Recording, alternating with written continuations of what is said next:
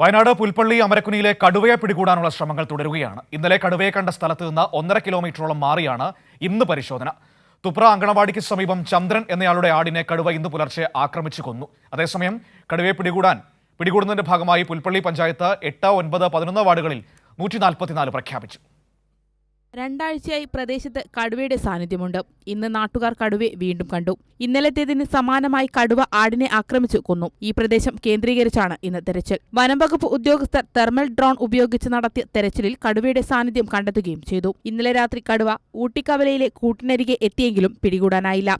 പ്രദേശത്ത് വൻ സന്നാഹത്തോടെയുള്ള തെരച്ചിൽ തുടരുകയാണ്. എത്രയും വേഗം പിടികൂടാനുള്ള ശ്രമം തുടരുകയാണെന്ന് south Wayanad DFO Ajith K. Raman പറഞ്ഞു.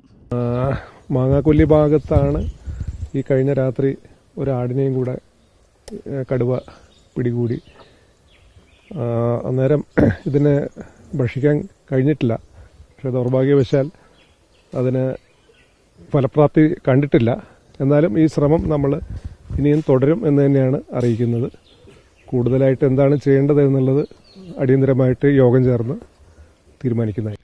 വനപ്രദേശത്ത് നിന്നും 5 കിലോമീറ്ററോളം അകലെയാണ് കടുവയുള്ളത്. സ്ഥലം മാറി നിരന്തരം സഞ്ചരിക്കുന്നത് കൂടുവെച്ച് പിടിക്കാനുള്ള ശ്രമങ്ങൾക്ക് തിരിച്ചടിയാണ്. ഇന്നലെ കടുവ ആടിനെ പിടിച്ച സ്ഥലത്ത് സ്ഥാപിച്ച കൂടിനരികെയാണ് കടുവ ഒടുവിൽ എത്തിയത്. ശാരീരിക അവശതകളുള്ള കടുവയാണിതെന്ന് നിഗമനം. കൈരളി ന്യൂസ്, വയനാട്.